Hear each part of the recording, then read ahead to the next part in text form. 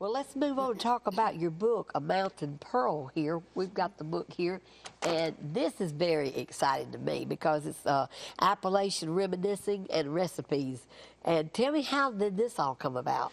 Well, this was actually a project that was several years in the making because a mountain pearl. Pearl is my late mother, and I came out of acting, or basically I stopped acting and touring for several years to look after my mom as she was facing the last period of her life, and she had shared stories with me throughout her life. In fact, that was a rich part of my history. Was she from the mountain? She was. Okay. She was. Appalachian. The Appalachians is where both my father and mother are from. Mother in Tennessee. I didn't grow up there because mother and dad, they met in Chattanooga, and they decided that when they got married, they would move to Atlanta, and that's where I came along. They were in the restaurant business. They had restaurants in Chattanooga and restaurants in Atlanta, and so I came along here, but I always said I had one leg on the mountain and one leg off, so that's why I walk crooked. But we had such a wonderful experience because these stories are told through the eyes largely of my mother. Many of them set during the Depression and World War II, and then we pursue up even to my experiences in the valley of below the Gravelly Spur Mountain. And there's a century of stories going all the way back to my grandfather and my grandmother.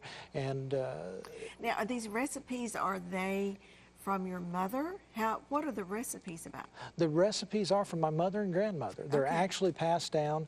There are also some other recipes from other family members, like there's Kitty's blackberry pie. Well, Grandma Kitty was my mother's mother, and there's wonderful illustrations to the book. I had a wonderful artist from Ringgold, Kathy Cooksey, who illustrated the book.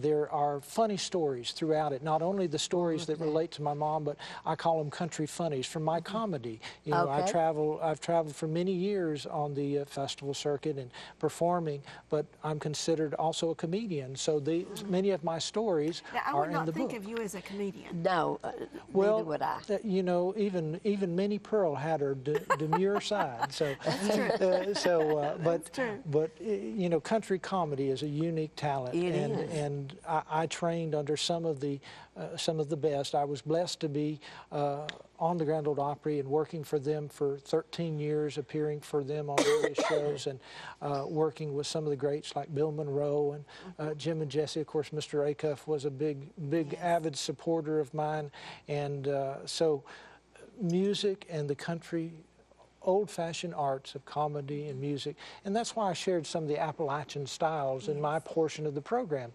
The fiddle is just a predominant instrument in Appalachia.